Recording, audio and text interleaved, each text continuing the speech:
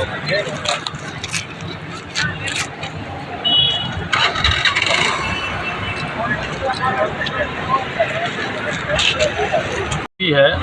हम इसलिए आज यहाँ ज़िला कलेक्टर के पास में आए हैं कि उत्तर प्रदेश के रहने वाले एक महंत हैं, संत हैं, जिन्होंने गाज़ियाबाद ज़िले के अंदर डासनी गांव है, देवी मंदिर के वो संत हैं जिनका नाम नरसिंहानंद है, जिन्होंने हमारे प्रोफेट मोहम्मद सल्लल्लाहु अलैहि वसल्लम पर गंदी ज़ुबान से गंदे तरीके से टिप्पणियाँ की है।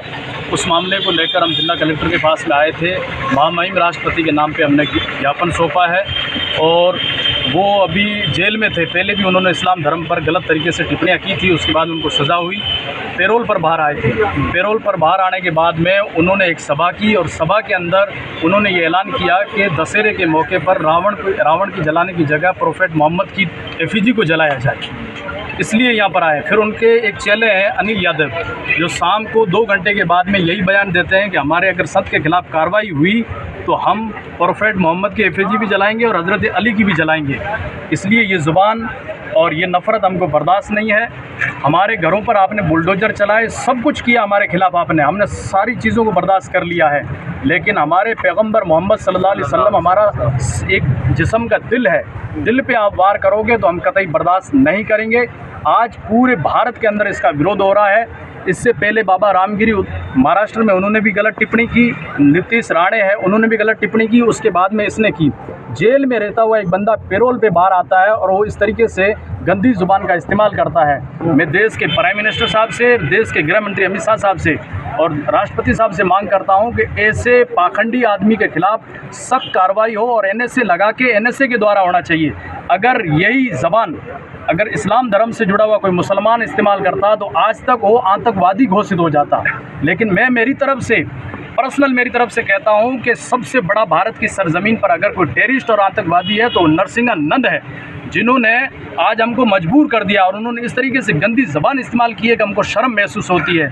मैंने टीवी चैनलों के माध्यम से उत्तर प्रदेश के बड़े बड़े संत हैं सनातन धर्म के, उनके बयान सुने। वो कह रहे हैं कि हम बहुत दुखी हैं, बहुत परेशान हैं, इस आदमी ने हमारे पूरे सनातन धर्म को बदनाम कर दिया है। तो मैं ये मैसेज देना चाहता हूँ और सरकार से मांग करता हूँ कि दुनिया के अंदर, भारत के अंदर जितने भी मज़हब हैं, जितने भी धर्म हैं, सारे धर्म हमारे लिए आधार हैं। हम सबकी इज़्ज़त करते हैं, सबकी देवी देवताओं की, सबके धर्मों की, वो भी हमारी इज़्ज़त करते हैं। लेकिन ऐसे पाखंडी कुछ लोग तैयार हुए हैं जो आपस में हिंदू मुस्लिम को नफ़रत की बिना पर लड़ाना चाहते हैं और देश में दंगे कराना चाहते हैं। तो हम इसके खिलाफ़ देश के होम मिनिस्टर से मांग कर रहे हैं कि इसके खिलाफ़ सख्त से सख्त कार्रवाई हो। और मैं देश के प्राइम मिनिस्टर नरेंद्र मोदी साहब से ख़ास करके ये बात कहना चाहता हूँ कि आप तो 12 रबीउल अव्वल और मुहर्रम के मौके पर अजमेर शरीफ की दरगाह को चादर भेजते हैं, पूरी दुनिया में, वर्ल्ड में आपका नाम है। हमें फ़ख्र होता है आप जब विदेशों में जाकर स्पीच देते हो, हमें फ़ख्र होता है कि हमारे देश का प्राइम मिनिस्टर इस तरीके से बात कर रहा है और वो खुद मोहम्मद सल्लल्लाहु अलैहि वसल्लम की तारीफ़ करते हैं और देश की वज़ीर आज़म की कुर्सी पर बैठे हुए उनकी नाक के नीचे इस तरीके से भगोड़ा पाखंडी बाबा गलत तरीके से अपनी ज़बान को इस्तेमाल कर रहा है। हम कतई बर्दाश्त नहीं करेंगे। आज तो हमने शांतिपूर्ण मौन तरीके से मैसेज दिया कि इसके खिलाफ़ एनएसए लगा के कार्रवाई करो। अगर कार्रवाई नहीं की गई तो हम फिर सड़कों पर आएंगे, किसी भी हाल में उसको बर्दाश्त नहीं करेंगे। अच्छा, ये दूसरी बार उन्होंने ऐसा? बिल्कुल दूसरी बार उन्होंने किया।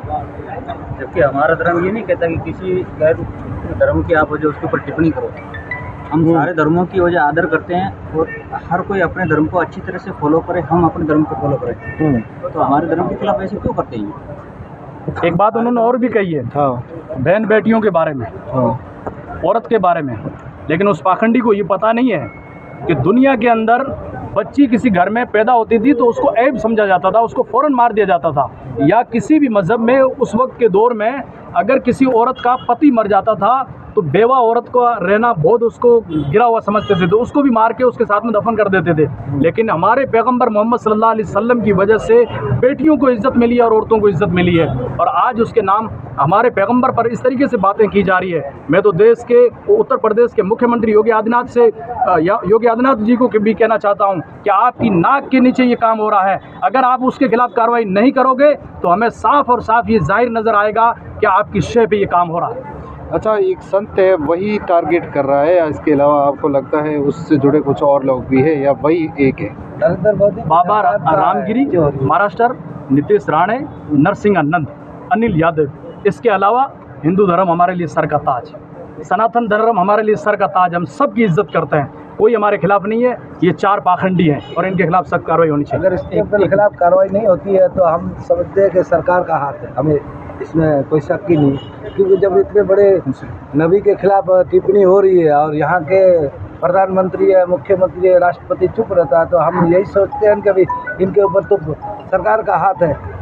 बोलना तो मुस्लिम धर्म भी सीखता है, जिस तरीके से ये बोल रहे हैं ऐसे भाषा हमें भी बोलना आता है, तो माहौल ख़राब ना हो, हम दोनों आपस में लड़ के न मरे, ये हम चाहते हैं। इसलिए हम चाहते हैं कि सभी हमारे नेता हो या भारत के हो चाहे राजस्थान के हो, सबको इसका विरोध करना चाहिए और हिंदू धर्म के भी बड़े अच्छे और समझदार लोगों को इसका विरोध करना चाहिए और ऐसे लोगों को सख्त से सख्त कार्रवाई होनी चाहिए।